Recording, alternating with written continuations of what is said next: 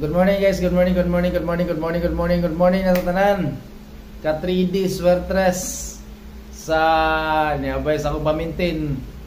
So, wadya po tayo swerte guys. Andam dyan po tayo magpaabot. Di man na ito mabawa na dili pa dyan na itong time, o dili sad.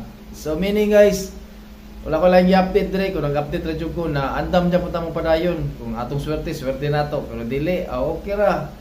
At least importante guys, padayon natin sa itong pamintin guys. Kung di man dyan makuha itong beat, slide naman dyan, nabali-bali, syndicate atong 163, 631 or 316. Sa ganahan na mo, padayon na mamintin ha. Kaya wala kung mapugos niyo, ganahan mo dili, basta ako maura dyan ako tayaan. Isara ka bo, kutob na February 25. Kay 25, depende, may extend pa na ako 26. Ang importante lang na to guys.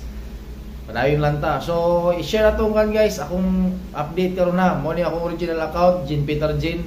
So, salamat sa inyo mga pagsubaybay na ako sa akong mga pamintin. Napamintin na dyan akong kadaugan dre. Isa ka number lang.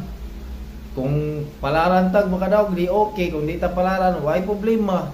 Basta padayon lang dyan ta sa itong pamintin. Isod kayo guys. Masige taghatag.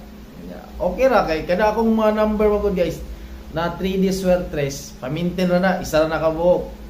Mayon na isa ka number guys, kung kaluyan dyan na palad na madaugon ta ni PCSO, di okay. Kung dili gani guys, okay. O dyan na akong quandary, priority dali. So, kamo ninyo yung Jean Peter. Kabaw na mo yung Jean Peter guys. Salamat sa inyo mga pagpalo na ako guys, sa pag-share sa akong video.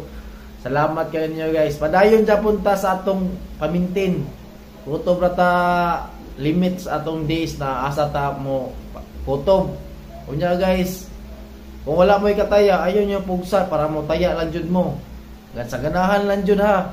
Kay wa man ni pugsan na sa ganahan lang jud. So God bless guys. So padayon sa punta. Kung pala jud ta makadaog ni PCSO di ato kung dili wa jud tay swerte. God bless guys, God bless. Salamat. Thank you. Salamat sa pag-share guys, pag-share sa akong video. Hopefully, ma-appreciate ninyo akong gihatag. O, dili ka mapulaan. God bless.